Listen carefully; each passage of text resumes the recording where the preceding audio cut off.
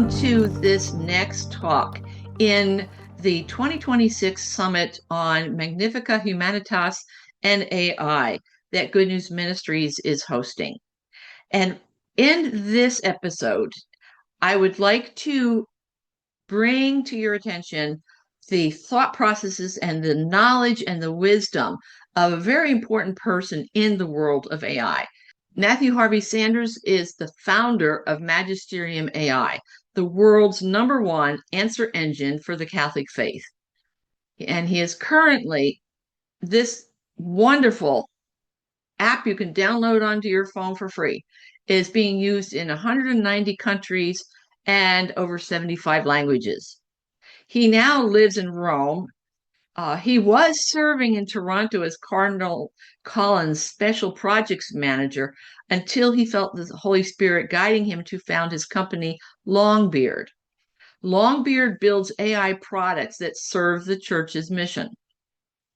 Matthew's work with Longbeard led him to Rome, where he worked with numerous Vatican organizations, such as the Dicastery for Promoting Integral Human Development, helping them to more effectively leverage technology to accomplish their mission. He was invited by Cardinal Michael Czerny to help lay the technological foundations with Google for the migrants and refugees section of the Holy See. When Pope Leo presented his wonderful encyclical Magnifica Humanitas to the world in May this year, Matthew was among the select group of technology leaders who were invited to join him at the Vatican for this event. He has also founded the Builders AI Forum, which convenes annually in Rome to advance the development and scaling of Catholic AI globally. So I welcome you to this summit. I'm so glad, Matthew, that you said yes to doing this. I know your time is valuable. And so thank you for joining us. My pleasure. Thank you for having me. So first of all, I'd like to ask you, what was it like to talk with the Holy Father about AI? Well, I did more listening at the launch event than talking, as did most of us. But it was pretty surreal. If for no other reason, it was just I couldn't believe it was this event that really finally became real, that we had an American Pope, and this was just kind of blowing my mind. And so when he opened his mouth and there he was sitting there, and he heard this American accent. It was just anyway. So that was extraordinary. I mean, I think having Anthropic there was just very unusual. So it's a very unusual event, but everyone's contributions I thought were excellent, including Cardinal Czerny's. I think his reflection is often overlooked, but I thought what he had to say was very profound. And also at the event, in addition to Chris Olah, from Anthropic, who got a lot of headlines because he basically read out the formal address from Anthropic. Amanda Askell was also there, who is an important person in AI. She basically helps shape the personality of Claude and teach it about what is good. So it was a very interesting coming together of many different people. And afterwards, we had a chance to talk to some of the more technical people there, and they're all generally moved by the experience.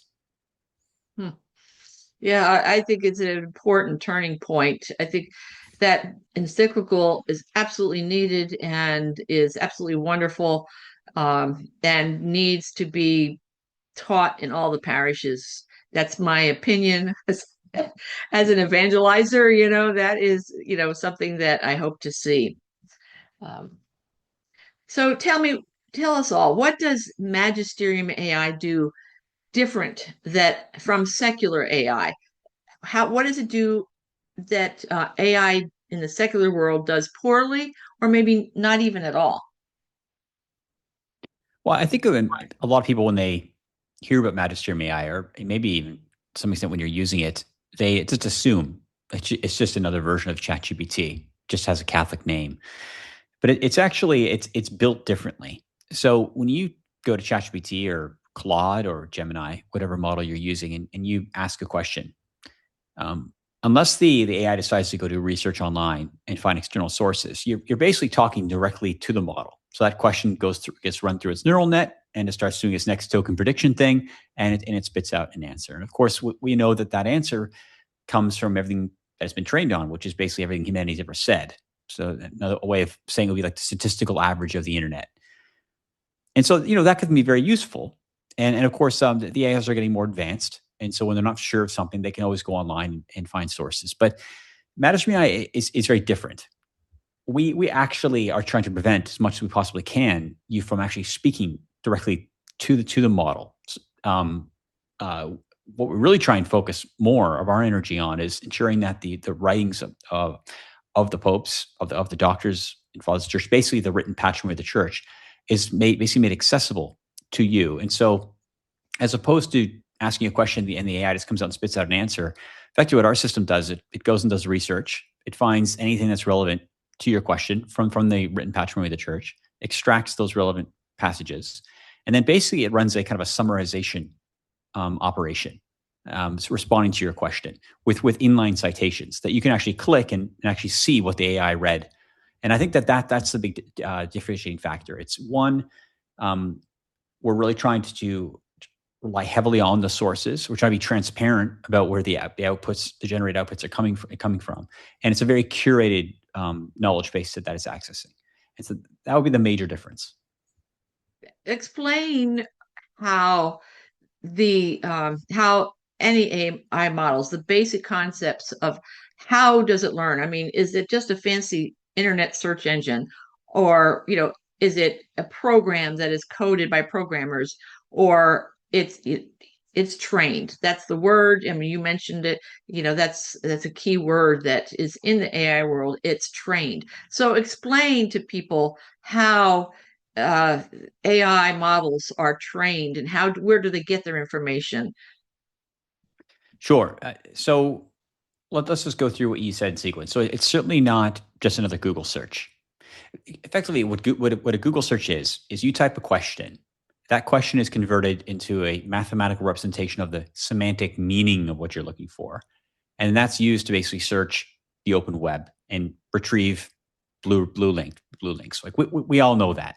But that's not how a large language model works on its own. It can access tools which do that, but that's not what a large language model is doing.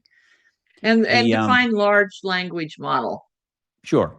A large, I could give a technical definition. I think the more useful answer would be think of it as a model which has been trained on everything on the open internet, everything humanity's ever said, and that training allows it to basically do this next token prediction, next word prediction. So a large language model is basically a mathematical statistical probability model, which is becoming an expert at predicting the next token or next word. And so when you ask it a question, it goes through this prediction process, and one token, one word after the other, until it generates a full answer. And now they've evolved beyond that to be able to predict a lot of things, not just language. As they get access to physics and chemistry and data and all that kind of stuff, they're good at predicting next tokens in those domains as well. And of course, they've also become multimodal. And so I think when we hear large language model, we still typically think they're just mastering actual language. But language, or the symbolic representation of meaning, can take on many forms. And so these models are able to understand visual inputs, audio inputs, as we all know.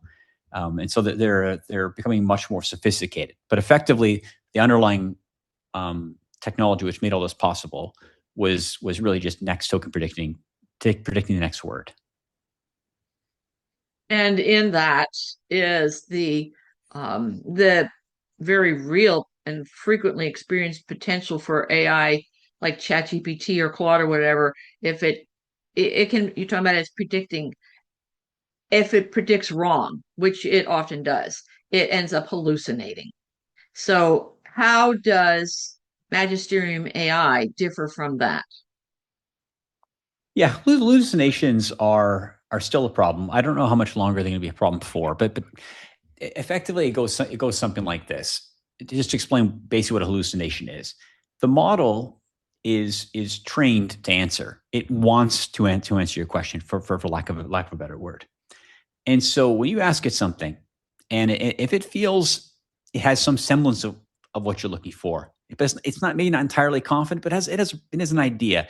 It's been trained on it at some point. It has some hazy recollection of it.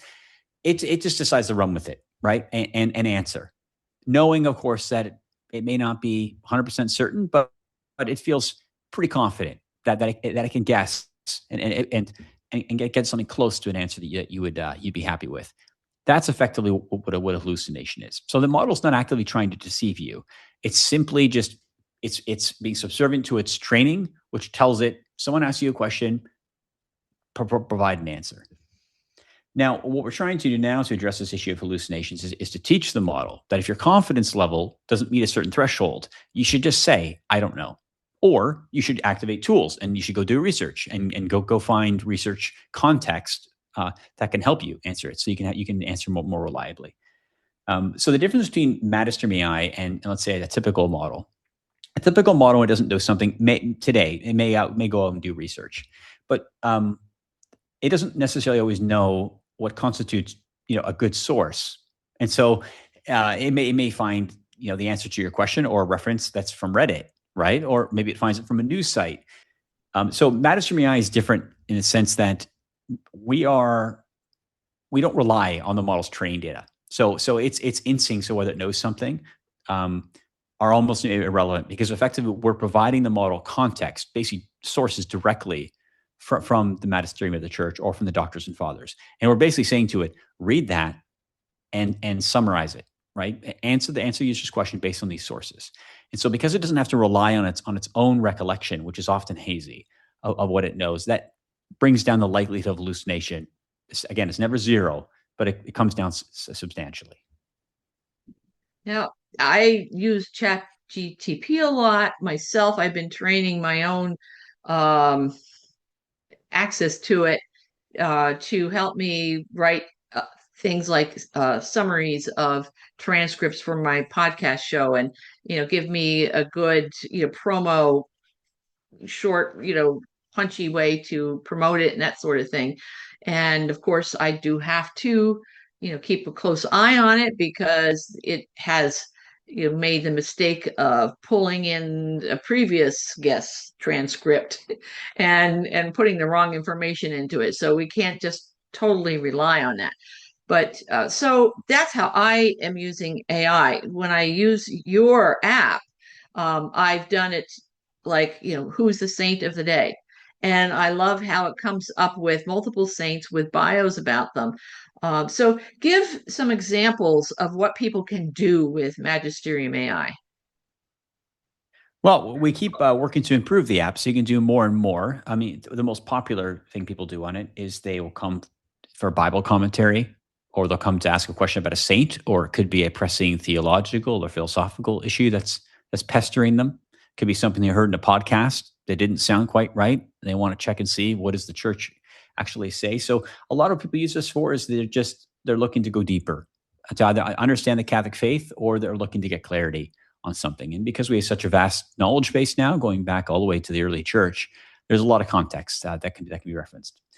And another thing people use it for is, and as you kind of mentioned, we have a lot of unique data sets. So, for instance, the Roman Martyrology is a nice complement to the typical library of saints, and so we tend to have a lot of biographical information on historical figures. So it can also be useful. We also offer a bunch of prayers in a bunch of different languages.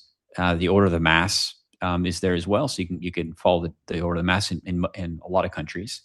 And now we just recently just added spiritual statistics and financial statistics for dioceses around the world, so you can kind of see how your diocese is doing spiritually, and as well as financially. And the whole idea for that was we're trying to increase transparency for the church, and to some extent accountability. But I like to think of it more as an opportunity for the lay people to discern, how can they use their gifts to help support their diocese. That could be if they spiritually, they seem to be suffering in some ways, not as many baptisms, confirmations. There could, if I'm someone who loves the faith and spends a lot of time reflecting on it, then maybe I want to offer my services as a catechist. If I don't feel confident being a catechist, but I'm an accountant and I do feel very confident with numbers, and I see my diocese is struggling financially, there's an opportunity for me to become aware of that through something like Magisterium AI, and then to offer support. So really it's about taking all the church's data. So it's what the saints and the popes have said, but also the other data, and making it accessible so people become more aware of the faith and how the church is doing.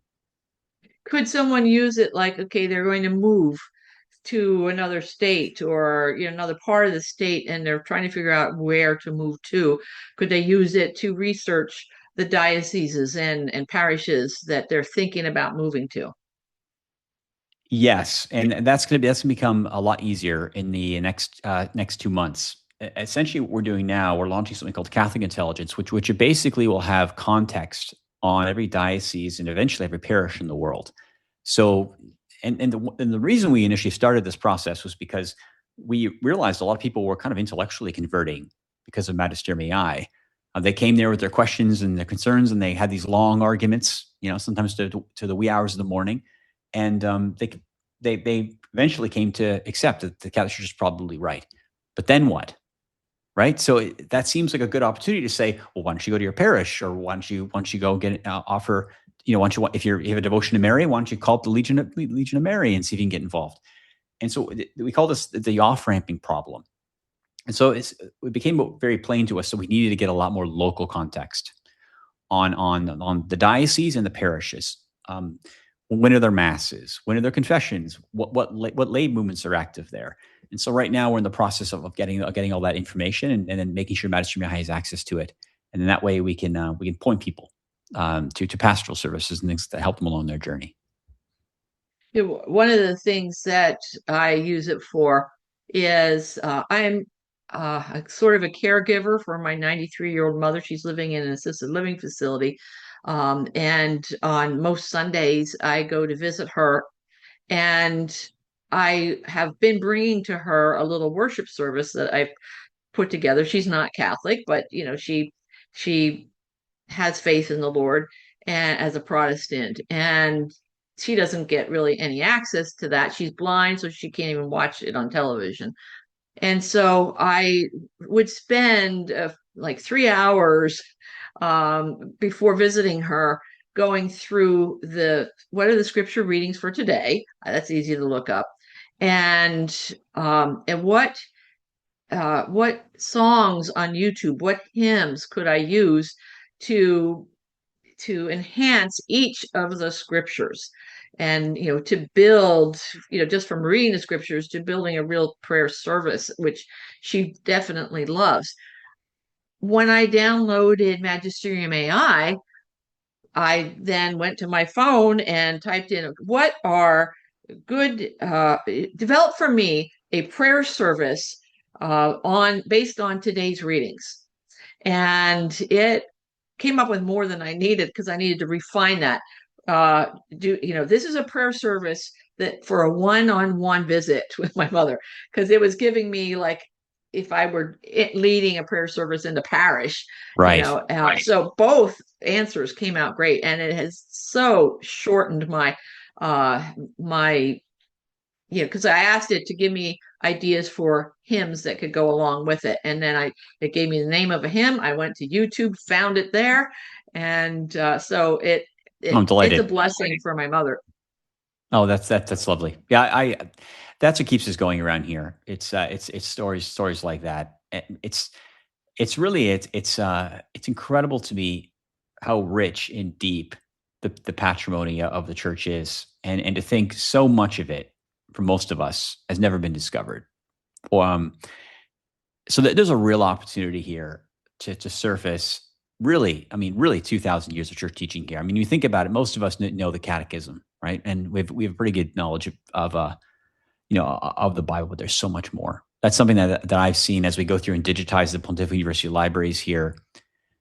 There's just so much, and I'm pretty excited. I often say this, but if St. Paul was alive today, and he saw the tools we have, and the opportunity to reach every person in the world, and not just give them a book, but to give them 2,000 years of knowledge and wisdom with libraries of books, I think he would just be, his mind would just explode. I agree with that. um, I'm teach The reason why my part in this summit is a 4-part series on, 4 sessions, I'll call it, on unpacking Magisterium AI, and I'm uh, giving it in my parish also as a live event, and over the course of 4 weeks. And the people who are attending, I get this interaction at my parish level that really helps me. And so I've been finding out that people are like, even though I think the Pope's encyclical is so easy to understand, partly because he wrote it first in English, and but other people are saying, "Oh, I feel intimidated by it," and they feel intimidated. I've heard this down through the years. They feel intimidated by its churchy language. It's too deep for me. It's, I wouldn't understand it well enough. I need it spoon fed to me differently than the way this is presented. So therefore, I'm not going to even read it. So that's one of my callings, is to unpack different church encyclicals and documents and stuff. And so tell us how, when somebody's using Magisterium AI, um, how is it presented to them in a way that's easy to understand? It's not just dishing out a lot of quotes from the catechism or, papal documents or whatever. I think the most important thing to remember when you're interacting with Magisterium AI, but really any AI system, is it has no context on who you are. So when you go and ask the question, like, explain Magnifica Humanitas to me, it's just going to make some assumption, based upon its training, and some context, knowing that that I am a model working within the context of Magisterium AI, and so it'll make some statistical best guesses as to what that summary should consist of. So the more context you share about yourself and what you want, the more likely you can be pleased with the answer. So, and again, you share only what you feel comfortable sharing, but how old you are, what language you prefer the answer to be in. Maybe how catechized are you, right? Do you want to use simple language, or you're not, you don't spend a lot of time reading theology and philosophy. Maybe you want to keep it practical. Listen, I just want to know, give me 5 practical day-to-day insights that the Pope has here that are useful to me. Something like that. The more context you give, the more likely you're going to get the answer you're looking for. So that would be the thing the primary recommendation I'd make. Is remember, the AI doesn't know you. So the more you share, the more likely you're going to be happy with the result.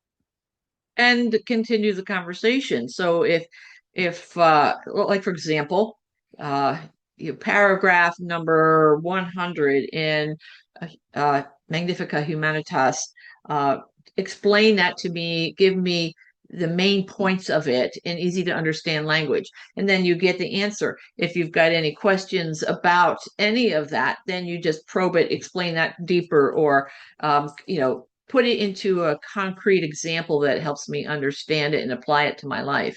I mean, that's what a Catholic AI can do that secular AIs can't do. Yeah, and I think it's important to remember that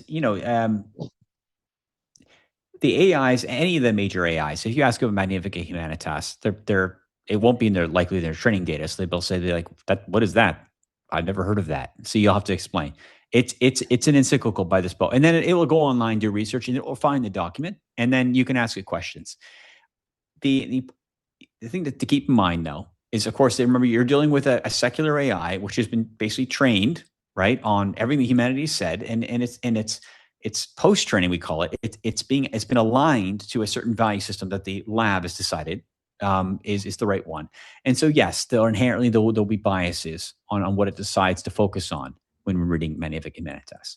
One of the advantages of Magisterium AI is that we have worked very hard to ensure that the system knows what it is and knows what it's not, what it's supposed to say and what it's not supposed to say. And it has access to not just Magnifica Humanitas, but it has access to a lot more more church context than that. And that can actually be helpful as well, because that way you can contextualize Magnifica Humanitas in a much broader subsection of contemporary your church teaching.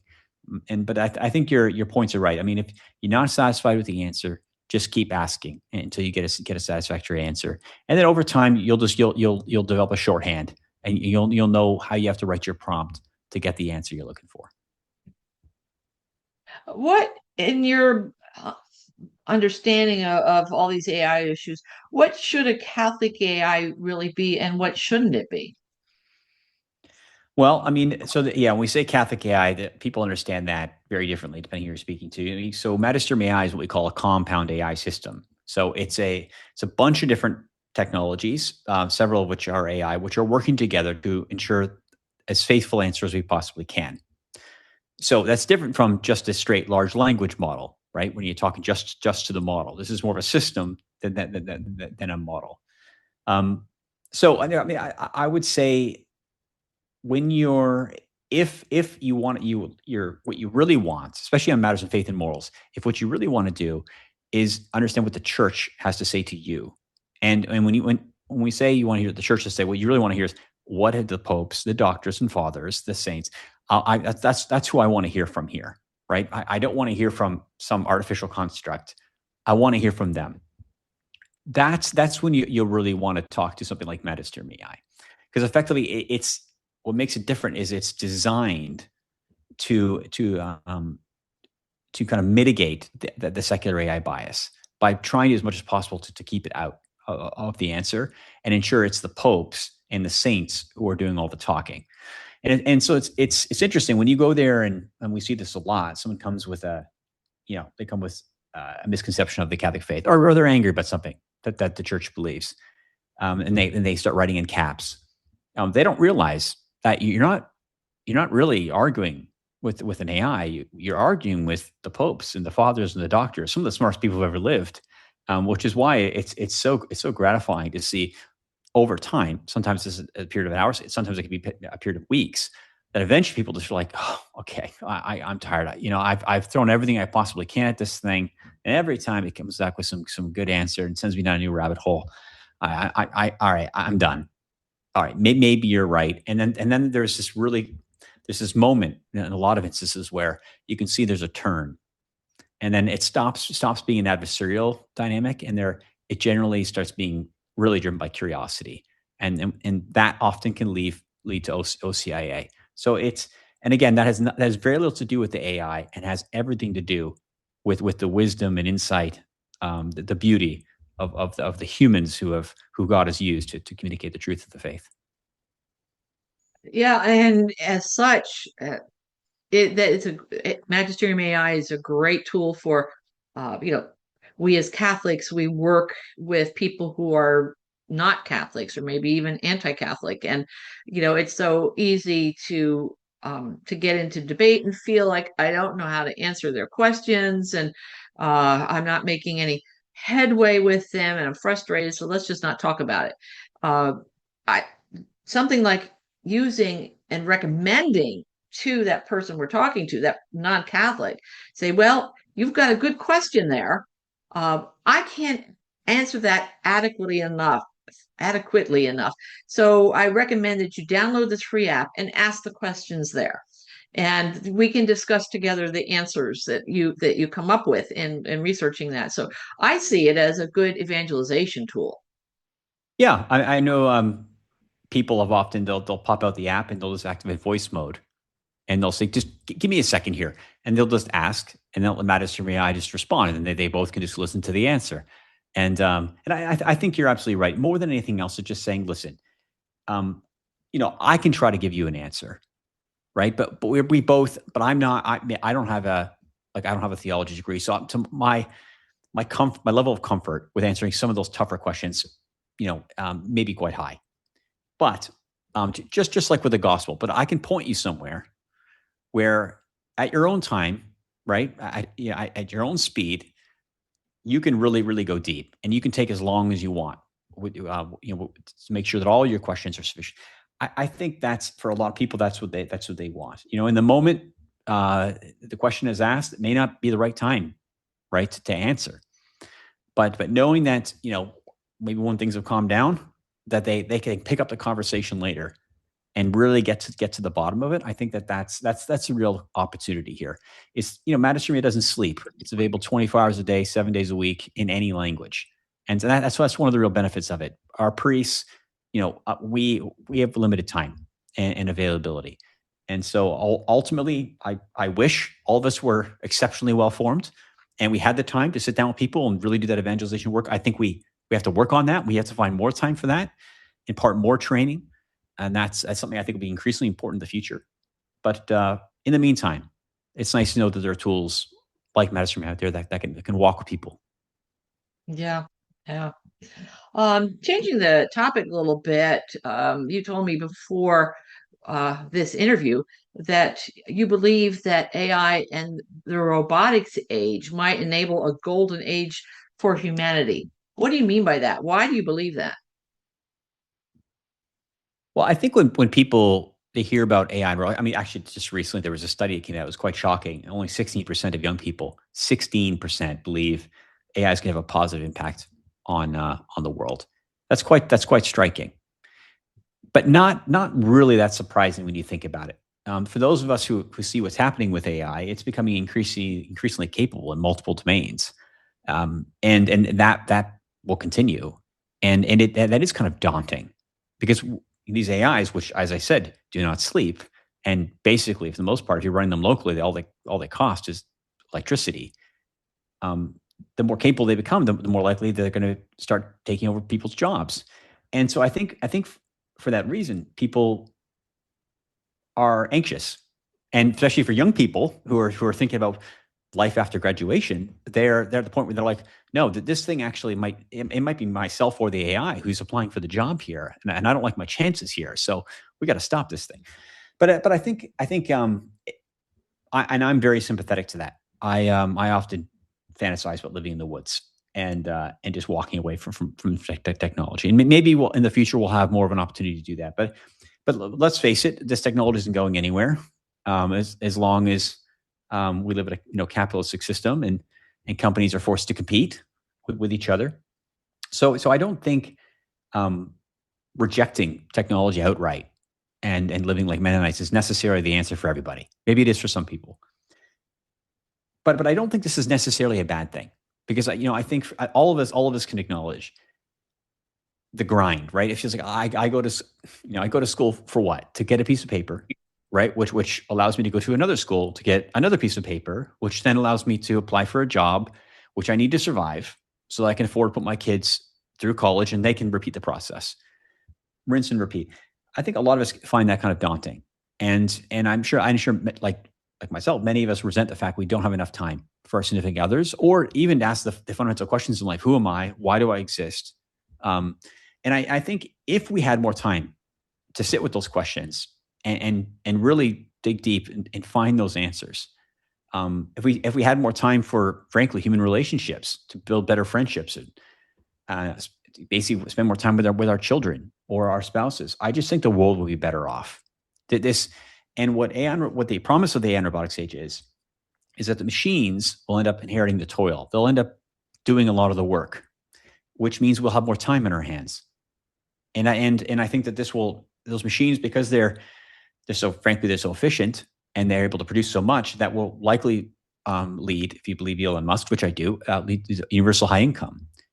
So that's good. I mean, more people, less suffering in the world, at least material suffering. But there's still this spiritual poverty that's not going anywhere. So if the church is successful in its evangelization mission, if we can find some way to impart human intellectual and spiritual formation at scale, then this newfound free time that we have, we'll know what to do with it. We'll know what to do with it.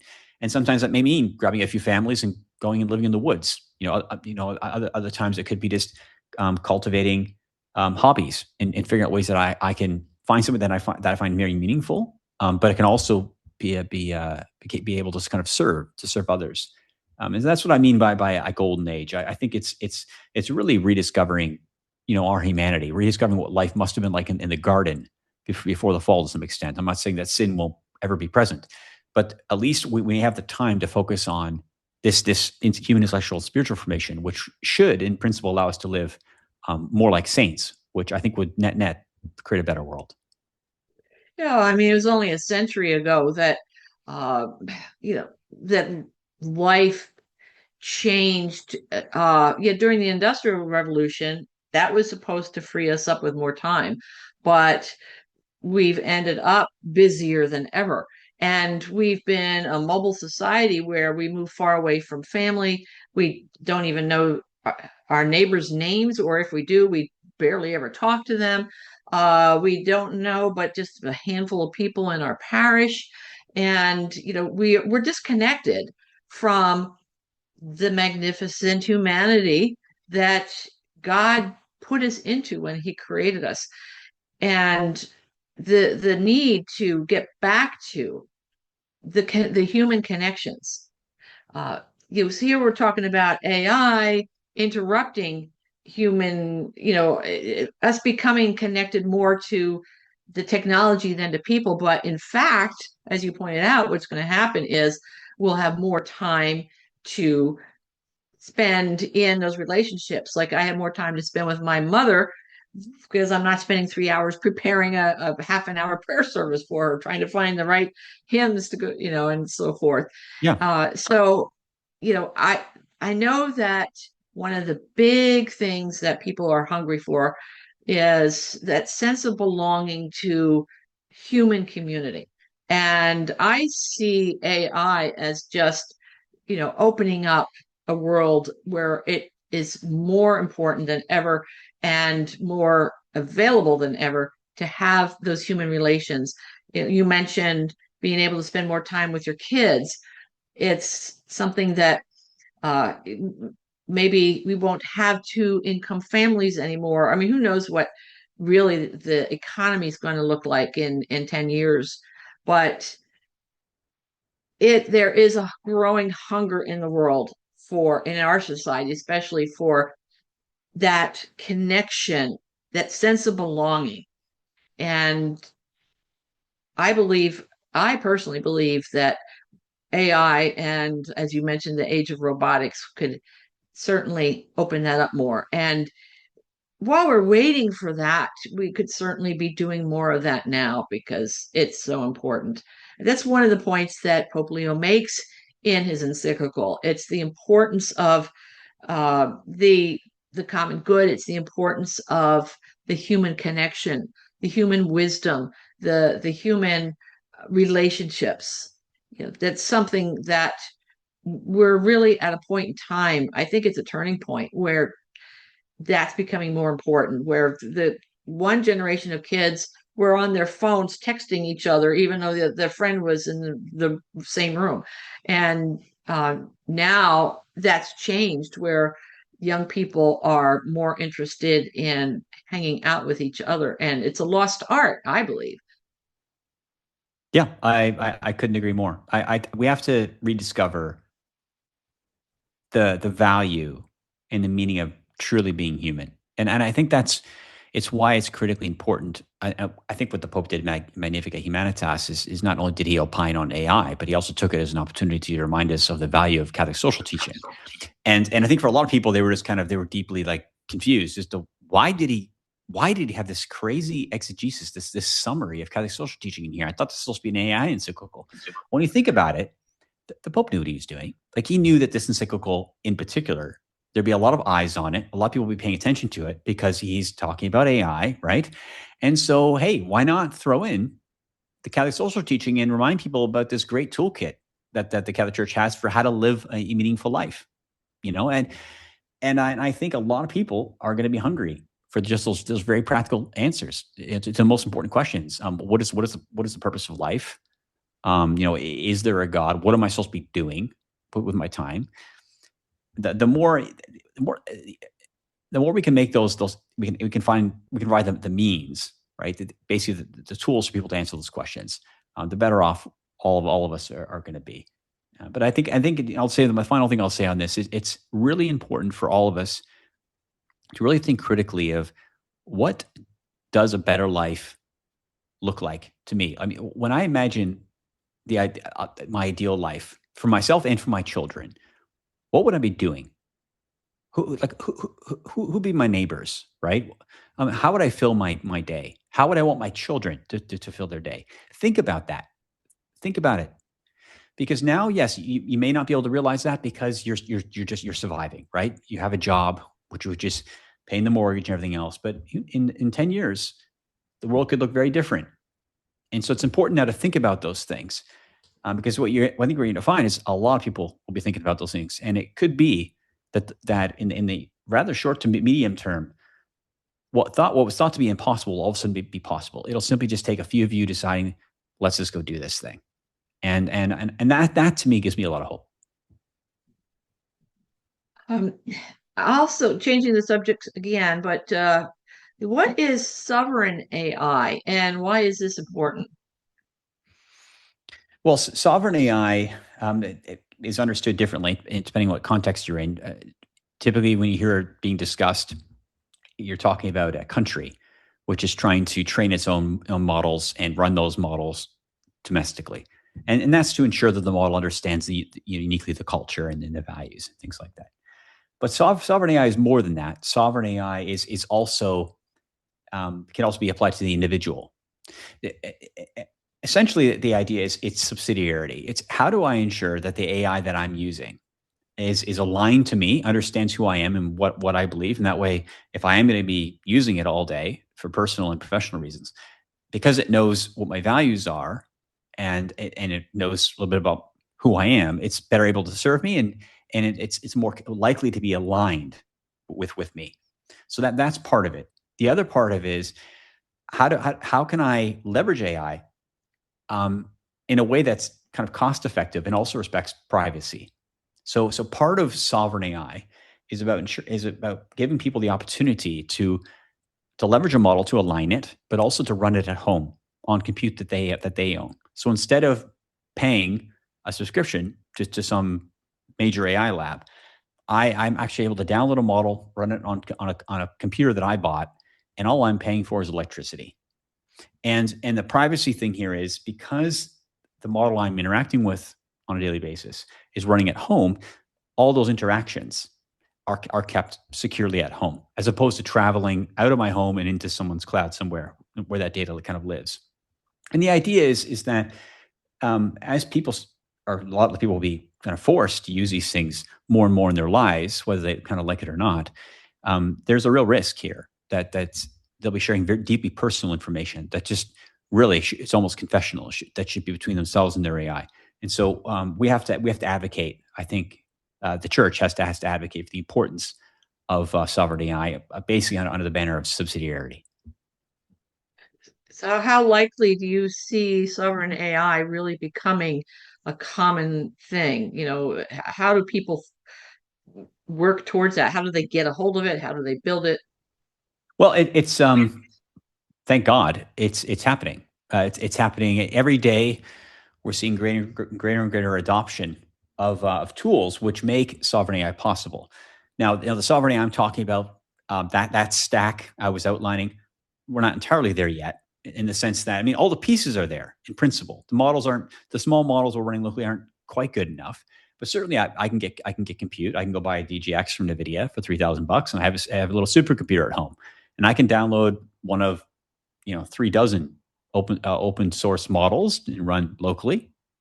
And that means again, I'm only paying for electricity to run it, and again, the privacy and security things. There's great ways to ensure that that model can run in a very safe environment. And so and we can do that right now, but it's only going to get better. It's only going to get easier. I mean, some people may have heard of OpenClaw. Took the world by storm. This is really just it's a series of tools that are put together in kind of inside of a scaffold which sits around the model to help provide it, to give it access to a file system and to memory and things like that. It needs to kind of serve you on a day-to-day basis.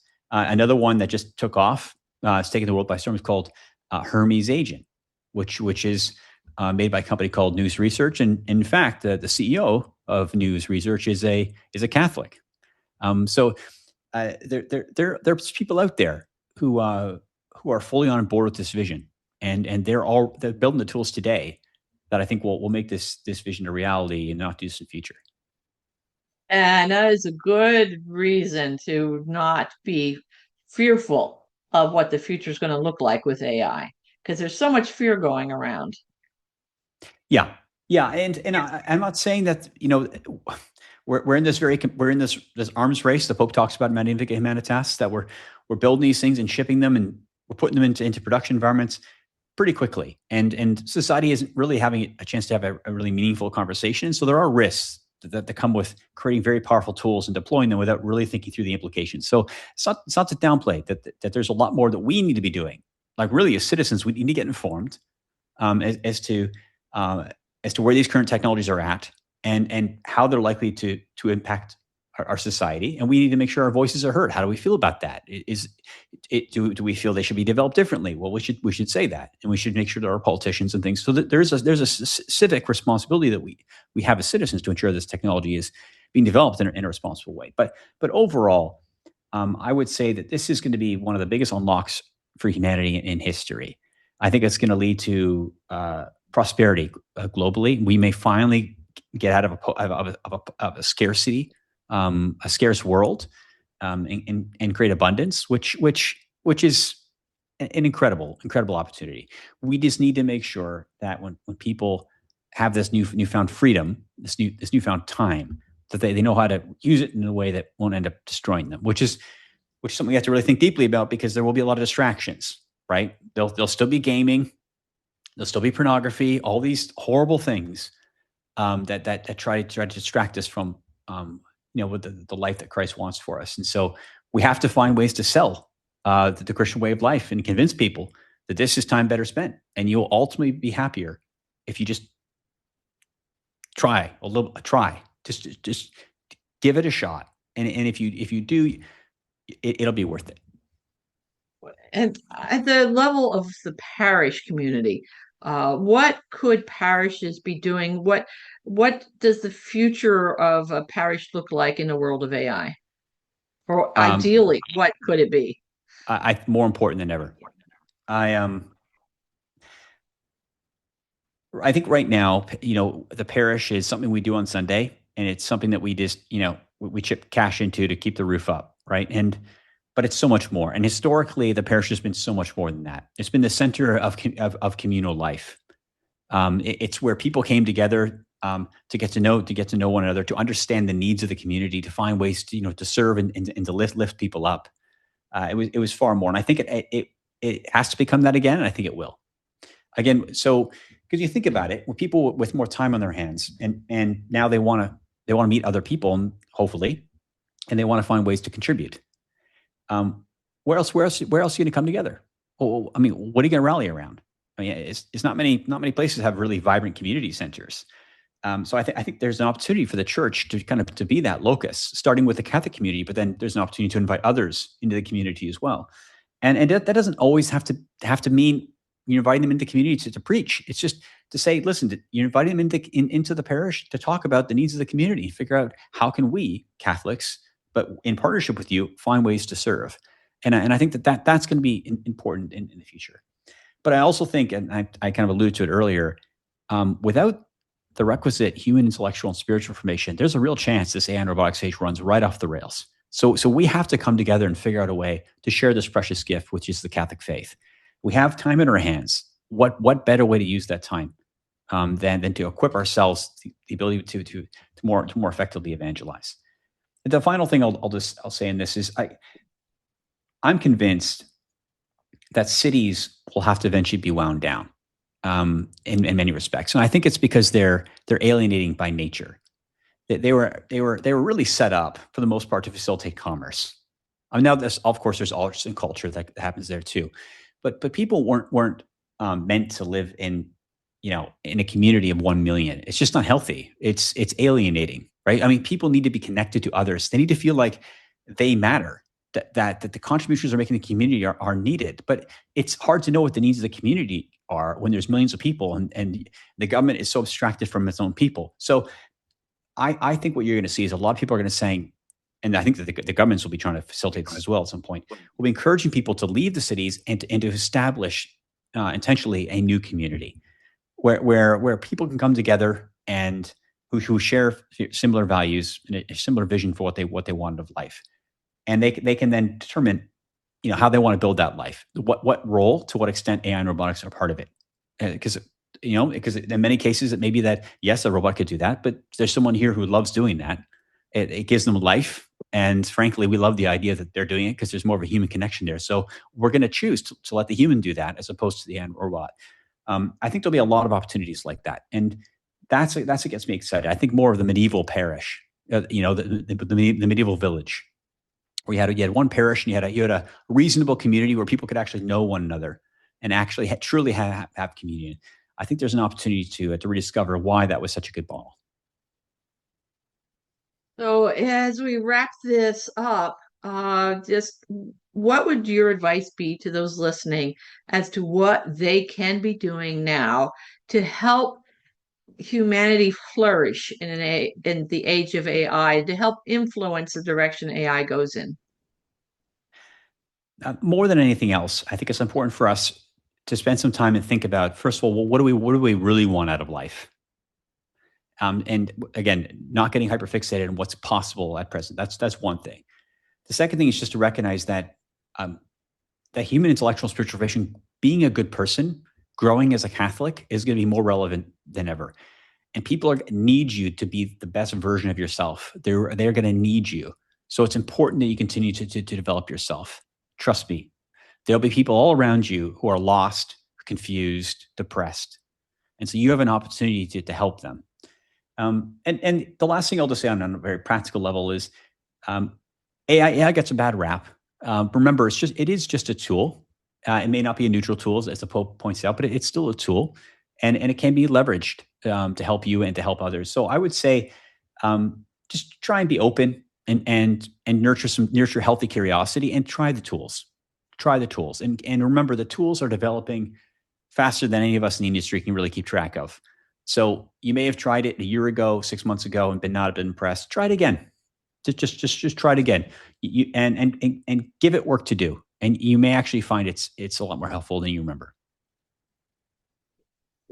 That's excellent to hear.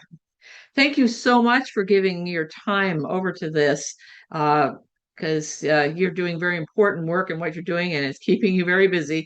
And maybe you'll be able to have that community in the woods someday and slow down. God So willing. thank you again. And uh, the people watching this, stay tuned. We have other sessions, other speakers as well. Thanks, and God bless.